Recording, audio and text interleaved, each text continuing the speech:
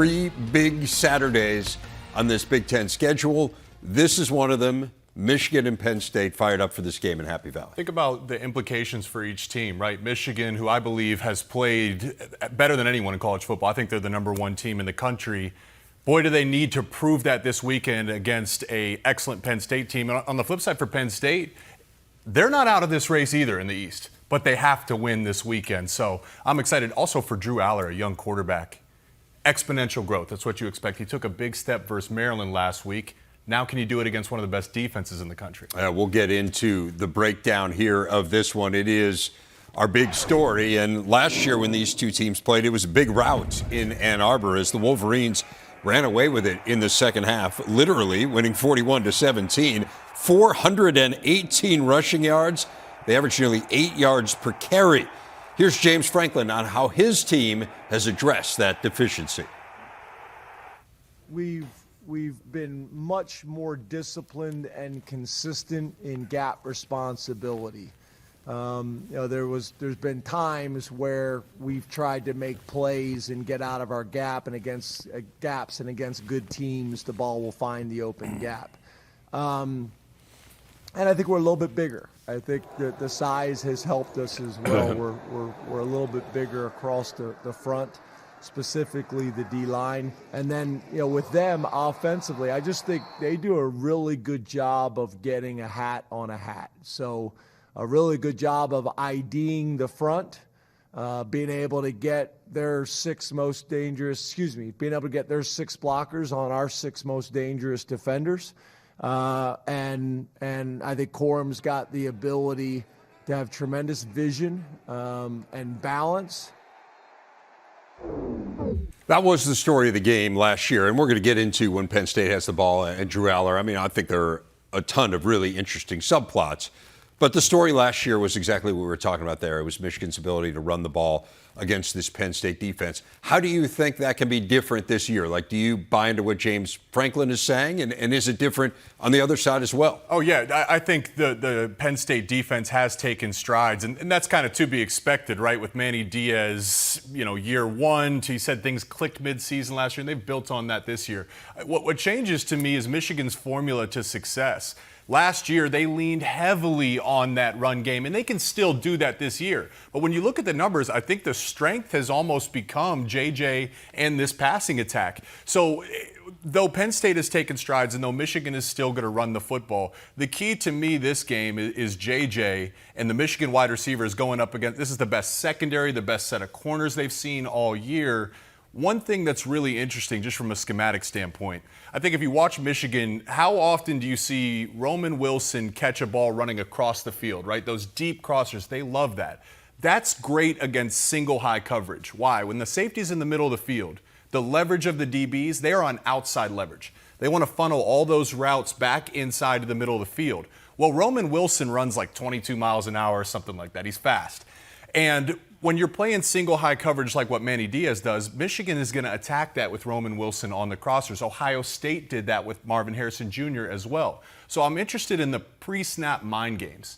Can Manny Diaz show single high coverage man and drop into his zone? Can he disguise that to get JJ to kind of pat the ball a couple times and get to his check down? Off of that, just the philosophy. So then how do you get Manny to show his hand? Like, how do you get him to reveal things? Well, you do that with personnel and pre-snap alignment. Again, to go back to the Ohio State game, Marvin Harrison Jr., we talked about it, lined up all over the field. The slot, sometimes he was attached to the tackle's hip. They did some things formationally and with personnel to get Manny Diaz to show his hand. Donovan Edwards is the guy this week, to me, that can force you to do that because of his receiving ability as a running back. You saw it last week versus Purdue. He's a great weapon throwing the ball. When you line a running back up outside, it forces the defense to really make a decision. Are we going to put a linebacker on him and show that we're in man? Or are we going to leave a corner out there and show that we're in zone? So it's going to be interesting to see the back and forth, both great football minds on each staff. How does this unfold as the game comes about? It's interesting you're talking about Michigan and that the pass game is more what they're leaning on this year. Do you think that was something that was a plan going into the year? Like, I just find it strange that they haven't run the ball. Not they haven't run the ball more, but they haven't run the ball more effectively. Yeah. Like Purdue is not a great run defense, and they average about 3 yards a carry, just over 3 yards a carry last week. So is this a philosophical change in, hey, we've got a really great quarterback in JJ, we got a lot of weapons, we got versatile pieces like Donovan, we got a fabulous tight end in Colson Loveland, and do we just think this is the way we want to attack the season, or is this a byproduct of, man, Donovan Edwards is not having the year that he had. We don't want to increase the workload too much on Blake Corum. Yeah. And so now we find ourselves in a situation where we can't rely on the run game. Like we can't do what we did a year ago. I think they still can rely on the run game. One thing, so both running backs were injured last offseason, right? Blake had a serious surgery. They missed spring ball. Both of them kind of really didn't get healthy until like late into the summer. So then what happens, and I know this as a guy that's been injured, you're cleared to play. That does not mean you're 100% because you spend your whole offseason rehabbing, not getting explosive and taking your game to the next level. So when those guys are out, and I think Michigan wanted to see JJ take the step. All of a sudden, your best backs are out. So you spend spring ball doing what you do best with your personnel, which is throwing the ball. You did that in camp. Here's the funny thing about this. How do you do it? There's some balance of run and pass to get you to your maximum success. They've given up a little bit of the run success this year. But what they've gained with their passing attack has pushed the offense to higher heights. So I think when you're Michigan, it's a trade-off that you're happy with. Yeah, interesting. So against this Penn State defense, and again, some of the numbers get distorted, right? I mean, Maryland negative 49 rushing yards, and so that tends to help your run D a little bit. But they're first in the nation in rush defense. So if you're Michigan, given that hasn't been your area of success this year, do you even challenge it? And if you don't challenge it, does that make things easier on Manny Diaz and company because you have a little bit more of a sense of what's coming? You have to be balanced. I think if you're Michigan, I think you have to be balanced. One, because you're capable of it, and two, some of Michigan's best passing plays are off play action. JJ's numbers off play action are just about as good as it gets. So that you lose integrity if you aren't able to run the ball or aren't willing to run the ball. Then the play action doesn't come as naturally. I'd be interested because what Manny Diaz does is blend these fronts. How many times do you see guys standing up a number of jerseys right on the line of scrimmage? Instead of trying to figure that out by running zone schemes or man schemes, hey, you got this guy, I got this guy, what you do is a gap scheme, which means play side, you block your gap, and then you pull pullers against the grain, and they come to clean up defenders. That when Michigan had explosive runs last year, it was off gap scheme. You saw one or two or three guys pulling around. I personally think Michigan could run more gap schemes. I think that's their bread and butter. They're the best when they have lead blockers pulling around. And I think this is the type of week with the nature of Manny Diaz's defense that you might see more of those gap schemes. All right, fascinating to see kind of that chess match that you're outlining when Michigan has the ball. What about when Penn State has the ball? You were talking about Drew Aller. A ton of confidence built in that game. He just looked different to me in that game against Maryland than he's looked for much of the year. And we spent a lot of the early season heaping praise on Maryland's defense. I know it has not been at the level these last few weeks that it was at the beginning of the year, but it's not a dreadful defense by any stretch. Yet it seems to me that Penn State probably comes in with the most offensive confidence they've had in a while. And it feels like Drew Aller comes in with offensive confidence. So what about when Penn State has the ball? Like, how can things be different this year? Because they didn't move the ball great last year either against Michigan. How can it be different this year? I don't think it's going to be the true thing, with Ohio State's defense, Penn State's defense, Michigan's defense. You're never going to come out of there, or rarely will you come out of playing those defenses and say, man, did we move the ball great today, right? You have to find your opportunities. I think there's a few things because we previewed it earlier. Drew Aller there's a Drew Aller when he's at home and in his own environment. Then there was a Drew Aller on the road. Well, he had a great game on the road last week.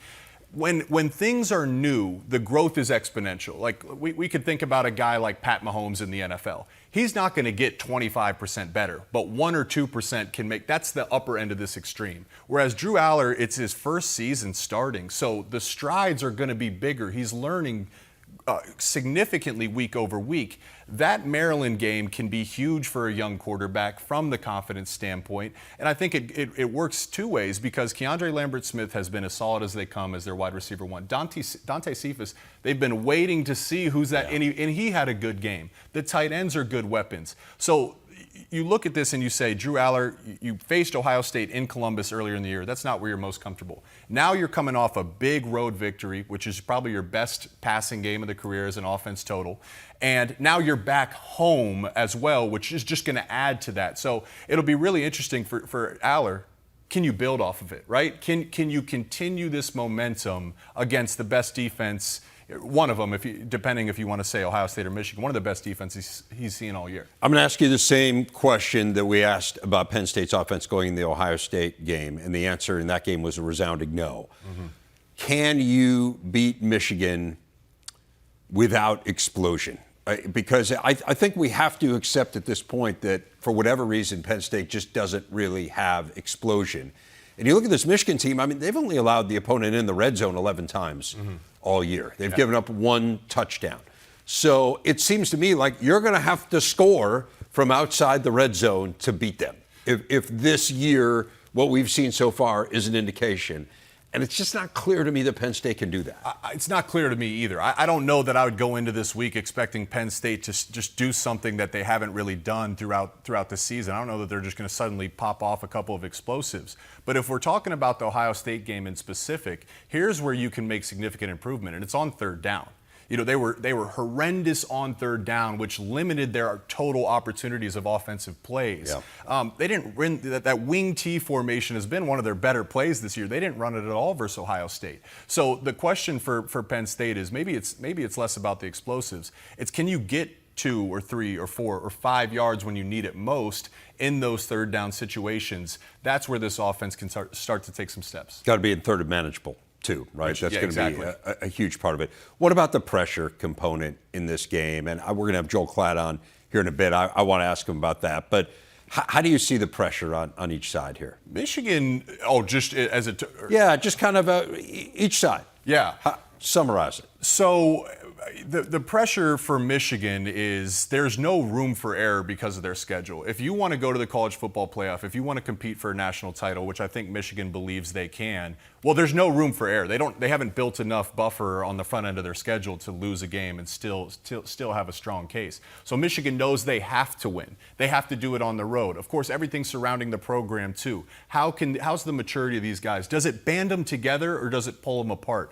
I have a hunch these guys are extremely mature. It's going to band them together. The same thing, the pressure's on Penn State because the need for a big win. Yeah. They win all the winnables, right? But can you get over the hump? Can you beat an Ohio State? Can you beat a Michigan? And the pressure, in terms of the playoff conversation and conference title conversation, it's huge because if you drop this one, it's out. You can still have a great year, but in terms of winning the Big Ten, you lose this weekend, that conversation ends. Yeah, this is the last chance, and these are the kinds of games that they've been pointing at, no question. So it's fascinating. We're going to talk to the guy who's going to call the game. It's today's big interview. Coach, congratulations. It's really a great story. I mean, you went from barely making the Big Ten tourney to winning it. Explain how that happened. Like, what came together here for your team over the last week? Yeah, I think I can speak for everybody in the Big Ten to say how challenging it is in our conference right now with women's soccer. So just getting into the Big Ten tournament is quite a feat. For us right now, we are just kind of elated with how the last couple of weeks went. We get in at 8th. We get ourselves an opportunity to go back and play Michigan State, which didn't feel real good about our game that we played. We were able to play them the last game of the season. Didn't feel real good about how we played against them. They're a very good team, but we come with a bit different mindset, a little bit better mentality to talk to them a little bit about trying to be the best fighter in the alley, and to make sure that you had the best mentality. And I thought we played really well. And, it started off, Dave, that we needed to get more wins to get into the NCAA tournament, and then quickly turned into why not us and why not winning a Big Ten tournament championship. Well, you did just that, and so you did get into the NCAA product as or NCAA tournament, obviously, as a byproduct of that. Although I think by the time you got to the Big Ten championship, as evidenced by the seed you ended up getting. You probably would have made it either way. But you've done such a good job at Iowa. This is a program that had been to the NCAA tournament just once before you arrived. Now you've made it 3 times in the last 5 seasons. How have you gotten Iowa to this point where you can have a run like you had last week and you can be consistently in that bracket come selection day? Yeah, no, I appreciate that, Dave. I think for us, it's all about the process, in recruiting the right people that want to get better, that want to be better students, want to be better people, and being better soccer players. We preach often about investing every day in the process.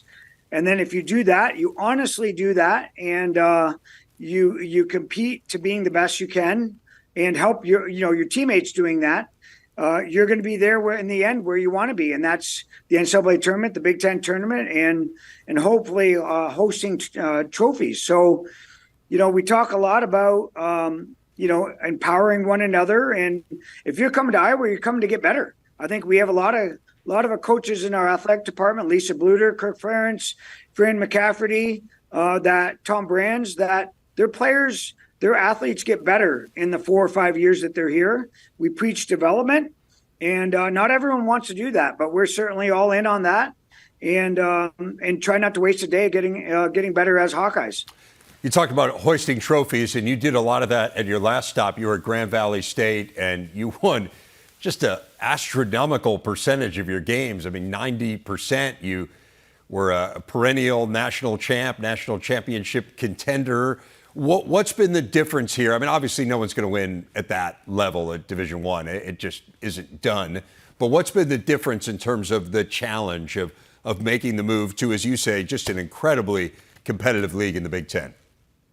Yeah, I think the first thing I made the move not because I was unhappy at Grand Valley State. What an unbelievable institution, and they're continuing to rock and roll there in all sports. But made the change because I wanted to challenge myself. I wanted to see if I could coach against the best in the country. I was able to do it at a sustainable clip. And, I think we started off early in 2014, making the Big Ten championship. And then, dropped off a little bit. We had to build it right. And so probably the biggest thing, Dave, is everybody's pretty good. All the coaches are very well educated. They're all very good tactically. They motivate their players. Every single Big Ten opponent that we play are filled with talent. And so you don't get a day off. And that certainly happened in the last 2, 3 years, 4 years in the Big Ten Conference, is that you don't get a day off. And the margin for victory and for error is very small. And so what it has done is made me better, and also made sure that I surround our players with coaches that believe in the same philosophy that I do, that believe in development, believe in the process, and are good mentors and relationship builders. So, but yeah, certainly it's the margin for error is very small here. Yeah, help people understand how good this league is. So as we mentioned, it's an 8-team Big Ten tournament. 9 Big Ten teams made the NCAA tournament. So Michigan made the NCAA tournament without playing in the Big Ten tournament. So I don't think people maybe understand how good this league is, but give them a sense of the depth of what you're dealing with game in and game out. I mean, everyone's going to say this, but we believe it's the best conference in the country. We believe it top to bottom. It's the best conference in the country. It's the deepest. Michigan gets in at the 9th seed, and you have Northwestern and Minnesota that were just outside as well. So I think, and it's only going to get harder with UCLA, USC, Washington, and Oregon. So I think for us, and that's only happened one other time, where I think Ohio State 5-6 years ago made the NCAA tournament, but didn't make the Big Ten tournament. But if you can get in the top 8, you're in the conversation to make the NCAA tournament. So I think for us, we did a great job in our non-conference schedule, and I'm talking the Big Ten Conference, where we had good results across the country. The SEC, the ACC, the Pac-12, the Big Six. So we had good results that allowed us as a conference to have the second highest RPI amongst all conferences in the country. So feel pretty proud about making the Big Ten tournament, but certainly the ultimate goal is to get the NCAA tournament. And now College Soccer News has you ranked 14th in the country. It's the highest that you've ever been. You beat 3 straight ranked teams to get to this point. So all of a sudden you're on this lofty perch. I mean, you went from somewhat of a precarious situation to feeling about as good as you felt in this program in your 10 years there. What's been your message to your team as kind of all the accolades have come in here this week? Yeah, block out the distractions for sure. I understand that pressure is a privilege, in that everything that they put in to get to this point is from their investment, and that they need to reinvest. That this is not the end of the process. This is not the Big Ten championship cannot be our swan song and what we're remembered for this year. And again, I say making sure that they have a short memory. We spoke a lot about celebrating the Big Ten championship, and then 48 hours, it's over. And we need to turn our attention to a very good Bucknell team who knows how to win.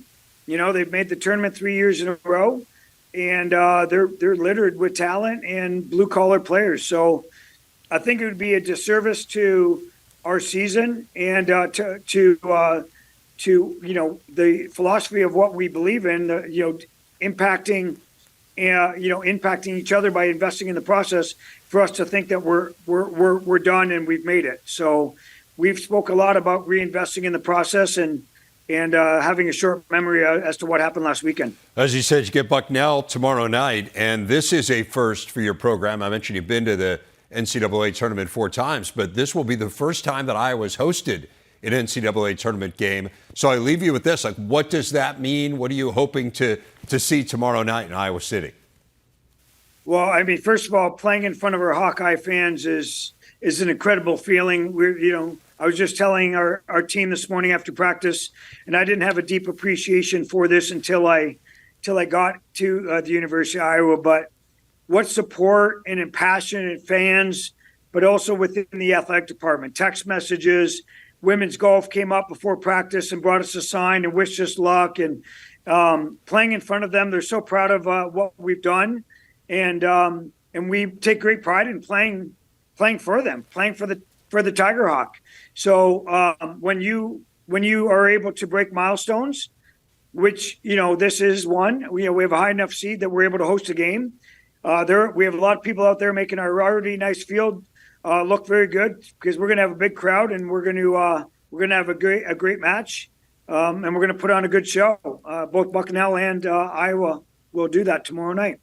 Dave Dilanni, congratulations on getting to this point. Really looking forward to seeing what the NCAA tournament holds for the Hawks, and really great to visit with you. Thanks a lot for taking the time. Thanks a lot for having me on, Dave. I appreciate it. Go Hawks. You see Michigan leading the nation in point differential. Interestingly enough, you got Penn State third, number 1 Ohio State, a little more toward the middle of the pack. The dominance of the Wolverines and Nittany Lions will be on display big noon Saturday on Fox. Joel Klatt, Fox's lead game analyst for college football, and of course you can catch him on the Joel Klatt Show, wherever gets your podcasts. He joins us now, as he does every week. Joel, we're going to get into the big game, big noon, Michigan, Penn State. We've been talking about this game for weeks, but I always want to ask you about the new college football playoff rankings. Still have Ohio State as number 1 in the rankings. Yeah. I know you have Michigan as number 1 on your rankings. Are you comfortable with Ohio State as the number 1 team? Like, if you were on the committee, given the parameters that they have, would you list Ohio State number 1, or would you still go with Michigan? I would, because their parameters are to honor more of the resume, and I'm glad that they do. The rankings have been fairly uneventful this year, to be quite honest with you, and I think that the season has played out in that way. But I would just say, under the surface, if you look at this, they are sowing a seed of unintended consequences 2, 3, 4, maybe 5 years from now, which is when you just honor wins and losses and then group people within those, undefeateds and then the one-loss teams. I think that there's a chance that you devalue non-conference matchups, and then you possibly incentivize teams to not play those matchups. Because the fact remains is the way that they're viewing teams right now within that committee room, it would have been better for Alabama to play Texas State rather than the University of Texas. So, like, I do think, and I don't know what the fix is, Rev. I really don't, because you've got to honor wins and losses, and in this case, it was a head-to-head against Texas. But there is, down the line, we are getting into that mode where there could be some unintended consequences as it relates to non-conference scheduling. You are preaching to the choir here. This has been my beef all along. We've never had a two-loss team make it. You can't tell me there wasn't a two-loss team somewhere along the line that you could believe in your heart of hearts, based on the schedule, based on who they played, the way they challenged themselves in the non-conference, was better than a one-loss team that made it. You do in life what you are incentivized to do. That is just human nature. And there is zero incentive right now to schedule these high-level games. And as you say, it's going to become a bigger deal when you're talking at the margins of 12 or 13. And it is like, just group them a little differently just to let us know that you're not going solely on the one-loss measure. And now I'm going to ask you a question which goes right alongside that and kind of contradicts exactly what I'm saying. But among those one-loss teams, all the one-loss teams in the country, who do you get? Ohio State and Penn State, too. So let's start with Michigan has the ball. What are you going to be watching most closely, both sides, for Michigan and for Penn State defensively? Yeah, okay, so Michigan on offense, this is what's great. And I know you would know this, but I don't know if a lot of people around the country know that they have evolved offensively. This is not the same ground and pound offense that we saw a year ago. And it's an offense that is more playing to the strengths of their quarterback and their flex tight ends and their wide receivers than they are just the run game. Now, they're going to run it, and that's still their identity, and I get that. That's still their blueprint. But where they actually hurt teams is in the passing game. What J.J. McCarthy is doing in the passing game is really unique. He's playing himself into the Heisman Trophy right now, not just because they're undefeated and he's the quarterback, but because of what he's doing throwing the ball. He's so efficient, his completion percentage is high, and then when everything breaks down, he can still take them above the X's and O's and help them succeed. I really love what they do formationally with personnel groups. And this week, that's going to be huge because this Penn State defense wants to be aggressive. Manny Diaz wants to get upfield, blitz, play man coverage, and initiate the action. That's going to be tough to do against a quarterback that's really seeing the field well and has some areas where he has matchup problems for the opposition. Penn State has struggled a little bit defending tight ends. Well, here comes Colston Loveland and maybe even A.J. Barner, and those two guys could really have big days against Penn State. But this is going to be a great matchup of an aggressive defense against a quarterback in particular is playing at a high level. It is fascinating to see how different this Michigan offense, I should say, is to where it was last year. Just philosophically, as you were talking about, last year they outrushed their opponents by more than 100 yards, 12 of the 14 games. It's 3 of the 9 games this year. So, I mean, just a huge difference, as you say, philosophically in the way they're attacking people and a lot more through the pass this year. What about on the other side? What about with Penn State? We saw Drew Aller looking a lot more comfortable last week than I think he had looked maybe all season. But this is not a defense that you look comfortable against in Michigan. Right. What do you see when Penn State has the ball? Okay, so last week was a big moment for Penn State, and not just because of the success that they had, but it was the style in which they attacked Maryland. If you look at the first 3 incompletions of the entire game for Drew Aller, they were all fade routes. One a slot fade, trying to get down the sideline, a wheel route. They were all fade routes. Now, he didn't hit on them, but it softened the defense up a little bit, which allowed them to have some success running the football. Now, where Drew Aller, I think, is best, Rev, is when he is throwing the ball with pace and driving the football into intermediate seams on the frame of the wide receivers. He's a big, strong-armed quarterback, and he reads progressions really well. So when he's in that mode, he does that really successfully. And then once he's established a rhythm, then he becomes better with the touch passes down the field.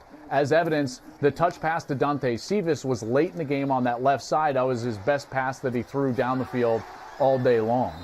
On the opposite side for Michigan, this is a defense that is one of the best in America. They're good everywhere. They've got really good interior defensive linemen. And the entire key to their defense, at least in my estimation, is the fact that they can rotate all of those guys. Their depth in the interior of their defensive line means that all of those players are playing right around 20 to 25 snaps per game.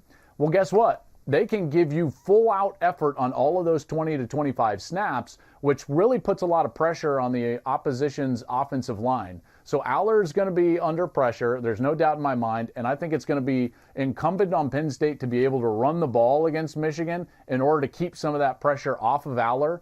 If Penn State can throw it when they want to versus throwing it when they have to, then they can have some success. I want to ask you in closing, I think maybe on some levels this seems like a little bit of an obvious question, like who has more pressure on them this week? I mean, Penn State is trying to prove that it's different this year. Yeah. This is their last opportunity to do it, and I guess ordinarily I would say it's them. But, man, with everything swirling around Michigan, I'm wondering whether that changes the equation. How would you answer that question? Who's facing more pressure from a team perspective? That's a good question. I still would say that Michigan's main goal involves winning the conference, beating Ohio State, and then potentially win a national championship. So regardless of the outcome of this game, they can do all of those things. Yeah. Whereas for Penn State, they have shown an inability to take the next step and actually beat Ohio State or Michigan. We already saw them play what was, let's face it, a bit of a dud of a game at Ohio State earlier this year. I think that the pressure is on the Nittany Lions because this is their last chance this year to show that they've taken that step and that they can be on the level of Ohio State and Michigan, compete for the conference championship, compete for a playoff spot. Remember, Rev, this is a team that more so than any other team in the country has been the bridesmaid in the college football playoff era rather than in the college football playoff. And this game, everything's on the line. If you want to try to get in the playoff, if you want to try to win the conference, you want to put yourself on that spot, you've got to beat the Wolverines. I'm with you. Last chance for Penn State to say that things are different in this four-team playoff era. There's going to be a lot of scrutiny on Michigan for different reasons, but yeah, a ton of pressure on Penn State. They'll have the home field advantage to help them out. I know it's going to be an incredible scene. Really looking forward to hearing your call along with Gus and Jenny. Enjoy the game, and we'll see you next week. Thanks, Joel. You got it. We'll see you then. Big Ten today, taking a look at the Big Ten West standings. Iowa was the only team in the top four to win last week. So what was a four-way tie 6 days ago has morphed into one team on top. Iowa game ahead of Minnesota, Wisconsin, and Nebraska. Remember, they lose the tiebreaker against Minnesota. They would win it against Wisconsin. And, of course, they closed the season with the Huskers, so TBD there. Let's dive into this week's games as Jake Butt rejoins me. Let's start with Iowa against a good Rutgers team. This is a challenging game, no doubt, for Iowa. How do you break this one down? I'm going to shock you here. Yes, I think it's going to be low scoring. A defensive battle, yes. I think field position is going to play a big role in this game. Yeah. Us people that just love classic football. That's what you're going to get this weekend. Two great defenses. Here's the interesting thing, though, because as we've talked about Iowa for a few years now, what's their formula for victory? Well, every team knows you got to avoid the turnovers versus Iowa. The interesting thing is this year is teams haven't even put themselves in that position, especially in the recent weeks. What teams are doing on 3rd and 2 or 3 or 4 or 5, manageable third downs. Teams are very happy just handing the ball off, and we're not even going to throw it at all. We'll punt. We'll play your game, Iowa. We'll play the field position game. And what that's led to is Iowa, the amount of turnovers they've forced this year, about 11, I think it is, 89th in the FBS. So they're not forcing a lot of turnovers, but they also don't have a lot of opportunities. When Rutgers has lost against, Wisconsin, Ohio State, and Michigan, the common denominator, one pick six in each of those games. Wimsatt is still young and growing. The challenge for him is, are you happy just throwing the ball away and sending your punt team out? That can make all the difference in the world this week. Yeah, those interceptions have come at really tough times for him. It is interesting because, as you say, teams are kind of trying to beat Iowa at their own game, but Iowa's better at the game than everyone else. I mean, this is kind of the challenge, is that this is a team that has made a living on this. I do think that the difference to me when you compare, let's just say their last two opponents, Northwestern against Rutgers, Rutgers can really run the ball. Northwestern has struggled to run the ball. I think it's more of a function of the offensive line than it is necessarily of the running backs. But the net result is they have a hard time running it. Rutgers can run it. And if there is a relative weakness, I would say, to Iowa's defense, it's probably a little bit more the run than the pass. I mean, they're good on both accounts, no doubt. But does that change the equation a bit? A team that is really proficient at running it and can get yards in those short yardage situations. I think the biggest differentiator is the threat of a quarterback run as well. Wimsatt is dangerous with his feet, and each week when we call games, we talk to the defensive coordinator. The common theme that every defensive coordinator says, this keeps me up at night, is a running quarterback. So just to continue that conversation for Wimsatt, like, get into read options, gain a gap, try to do some exotic things in the run game, particularly on third down instead of trying to pass it. I love Monunk. He runs angry, man. Like, the way he runs, he's a back that gets better as the game goes on because he's going to be physical. And come the fourth quarter, you got to ask yourself, are you willing to hit? Him and Jay Higgins is going to be a phenomenal battle. We will see whether or not Rutgers is able to kind of change the history here against Iowa. They played them 3 times. Not only have they never won, they've scored 17 points total.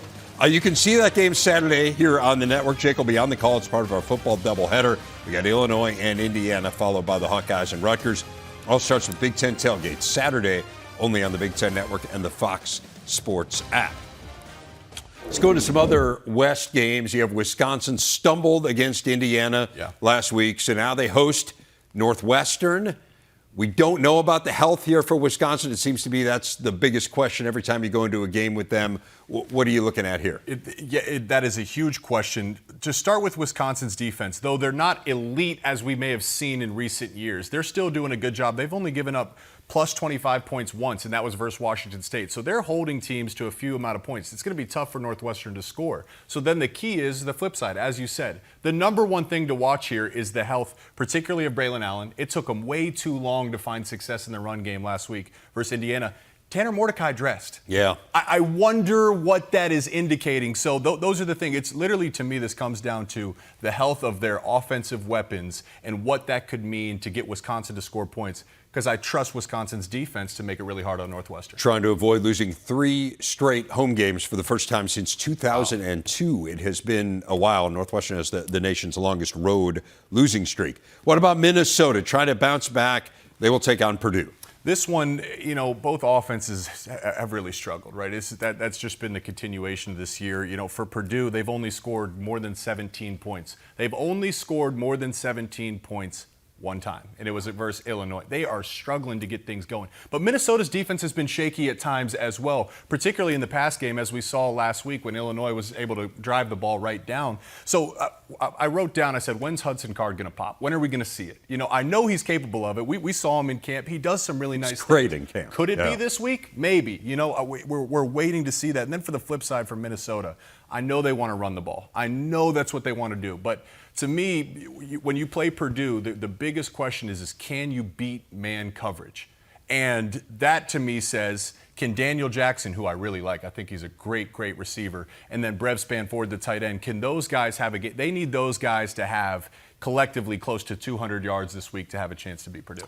Spanford, I know, it was a disappointing outing last week, but Spanford showed up, and that was really big for them because he's kind of been missing in action a little bit this year. What about Nebraska hosting slumping Maryland? Okay, this one's really fun. Both 5-4. 6 is the magic number. Can you get to the bowl game? My goodness, can Matt Rule get Nebraska to a bowl game? Maryland, you start off 5-0 and then you lose. These programs are in 2 different places, both desperate for that 6th win. What's interesting for me here is the winner of this game will be able to take the other team into their world. Maryland, how do they want to play offense? Up tempo, pass the ball, spread it around. Nebraska loves to run the ball, right? So completely and control the clock. Completely different philosophies. Who can establish their identity in this game will make all the difference. The same is true for Nebraska every time. Avoid the turnovers. We've been saying it now for half a decade, right? Avoid the turnovers. That's the key. For Maryland, I think you want to avoid 3rd and long situations, because that's when Tony White is going to get into his pressure package. And that D-line and linebacker, they can get after you a little bit. Talia has been beat up throughout his career. They want to avoid those 3rd and longs where the scale gets tipped to Tony White in the Nebraska defense favor. Been an issue for Maryland, particularly this last 2 games, giving up 6 sacks each time. And Nebraska is second in the Big Ten in sacks. So that's you got to protect Tagovailoa. The dramatic conclusion of our going to the previous break, we like a good list. Mm-hmm. You came up with the top offensive weapons in the Big Ten as your list. Now define your term, because does this exclude quarterbacks here? Okay. No quarterbacks, and I kind of started with the end in mind. I said, what's a weapon? Well, what What players keep the opposing defensive coordinator up at night? What guys can do multiple things and hurt you in multiple plays? So with that in mind, I went with 5 tight ends on my list. No, I'm just kidding. I would have loved it. I could have put some tight ends on here. We are a good tight end league. We have some really good tight ends. Yes. But we have actually maybe the best wide receiver prospects in really recent history, right? That's the easy one. He needs no introduction. It's Marvin Harrison Jr. There is no weakness to his game. When you are playing Ohio State on any given week, you have got to identify where Marvin Harrison Jr. is, and you have to commit extra resources to stop him. Even 2 guys on him may not be enough. To go with that, my second guy on the list is also a first-round receiver talent, one of the best in the country, and that's Ibuka. Think about the Notre Dame game earlier in the season where Kyle McCord was looking when he needed it most. He is an artist when it comes to route running. The feel and ability to sit down in zones and his chemistry with the quarterback, he just is one of those guys that seems to be in the right place at the right time, and he never drops it. Those two honestly almost benefit each other because you can line them both up on the same side of the field. Good luck, right? It's tough to stop. Pick your poison. Pretty interesting to think of what they might be offensively had Ibuka been healthier this year, right? And we're starting to see Travion Henderson back now, but Ibuka came back after missing 3 games. Came back against Rugters, caught 4 passes. Okay, so your top 2 have both been Buckeyes. Is this Ohio State's top 5 weapons, or is this the Big Ten's top 5? It could have been. I thought about it. Where are you going with number 3? I'm going with the Big Ten's leading rusher, Kyle Monangai. And when I think of weapon, he runs like his body is a weapon. You watch that guy, and there is violence in every single step. He consistently makes the first guy miss. He's the heartbeat of the Rutgers offense. And what makes it more impressive is I think a lot of every team that plays Rutgers knows we have to stop the run. I know that's the entire meeting is saying, guys, we have got to stop Monangai, and yet he still continually has big games. At my 4th spot, I went with Roman Wilson, the receiver from Michigan, and I said, who's the guy on Michigan's offense where if the ball's in his hands, he could take it all the way? That's Roman Wilson. As we talked about it, he is extremely fast, extremely explosive, leads the Big Ten in receiving touchdowns. And to me, touchdowns are an indication of being a weapon. Where does Michigan look when they need it most down in the red zone?